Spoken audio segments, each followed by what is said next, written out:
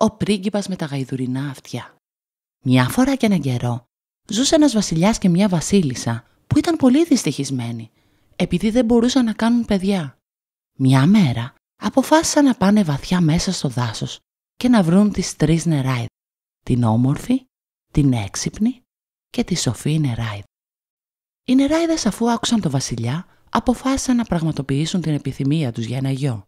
Η όμορφη νεράιδα είπε: «Εύχομαι ο γιος σας να γίνει ο πιο όμορφος άντρας». Μετά η έξυπνη νεράιδα είπε: «Σας εύχομαι να είναι πολύ πολύ έξυπνος». Στη συνέχεια ήρθε η σοφή νεράιδα και προς μεγάλη έκπληξη όλων είπε: «Ο πρίγκιπας εύχομαι να έχει αυτιά γαϊδάρου». Και οι 3 νεράιδες εξαφανίστηκαν. Ο πρίγκιπας γεννήθηκε και καθώς περνούσαν τα χρόνια έγινε το πιο όμορφο και έξυπνο αγόρι. Όμως μια μέρα ο βασιλιάς παρατήρησε ότι 2 μικρά αυτιά γαϊδάρου άρχισαν να εμφανίζονται στο κεφάλι του. Ντροπιασμένος, διέταξε να του φορέσουν ένα ειδικό καπέλο που θα κάλυπτε τα αυτιά του και να μην το βγάλει ποτέ. Ο πρίγκιπας δεν έπρεπε να μάθει ότι είχε γαϊδουρινά αυτιά. Καθώς ο πρίγκιπας μεγάλωνε, συνήθιζε όλοι να τον πενεύουν για την ομορφιά και το μυαλό του. Αλλά ακούγοντας όλους αυτούς τους επένους, σύντομα έγινε αλαζόνας και κατέκρινε τους πάντες γύρω του.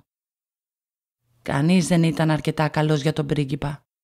Ή το κεφάλι τους ήταν πάρα πολύ μεγάλο, ή τα πόδια τους πολύ κοντά, ή ήταν ηλίθιοι. Όλοι είχαν ελαττώματα εκτός από αυτόν, ο τέλειος πρίγκιπας. Όταν τα μαλλιά του μεγάλωσαν, ο βασιλιάς αποφάσισε να καλέσει τον κουρέα για να του τα κόψει. Όταν ο κουρέας έβγαλε το καπέλο του πρίγκιπα, έμεινε έκπληκτος όταν είδε τα γαϊδουρινά αυτιά. Ο βασιλιάς γρήγορα είπε: «Αν το πεις σε κανέναν θα σε στείλω στη φυλακή για μια ζωή». Έτσι, ο κουρέας έκοψε τα μαλλιά του και κράτησε το μυστικό. Όμως ο πρίγκιπας, μόλις είδε τα αυτιά του, έμεινε στο παλάτι πολύ στεναχωρημένος. Αλλά μετά από μερικές ημέρες, ο κουρέας δεν μπορούσε πλέον να κρατήσει το μυστικό μέσα στην καρδιά του και έτσι αποφάσισε να φύγει από το χωριό, έσκαψε μια τρύπα στο έδαφος και ούρλιαξε. «Ο πρίγκιπας έχει αυτιά γαϊδάρου! Ο πρίγκιπας έχει αυτιά γαϊδάρου!» Νιώθοντας ανακουφισμένος, ο κουρέας επέστρεψε στο σπίτι του. Μέσα σε λίγα λεπτά, ένα χωράφι από καλαμιές μεγάλωσε σε εκείνη την περιοχή και κάθε φορά που ο άνεμος φυσούσε, ο καθένας μπορούσε να ακούσει: «Ο πρίγκιπας έχει αυτιά γαϊδάρου! Ο πρίγκιπας έχει αυτιά γαϊδάρου!»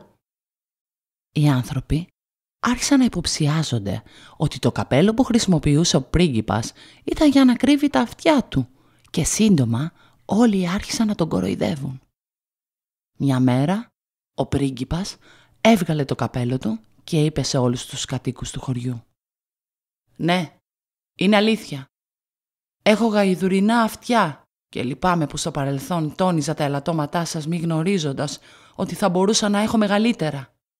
Εκείνη τη στιγμή η σοφή νεράιδα εμφανίστηκε και είπε: «Βλέπεις, μικρέ πρίγκιπα, αν δεν ήμουν εγώ θα είχες μετατραπεί σε ένα κακό και εγωιστή άνθρωπο.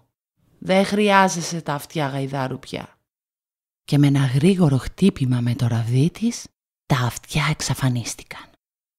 Και ο πρίγκιπας έγινε ένας καλός συμπονετικός άνθρωπος και κάθε φορά που άκουγε κάποιον να κοροϊδεύει τους γύρω του, του έλεγε: «Να είσαι προσεκτικός, φίλε μου.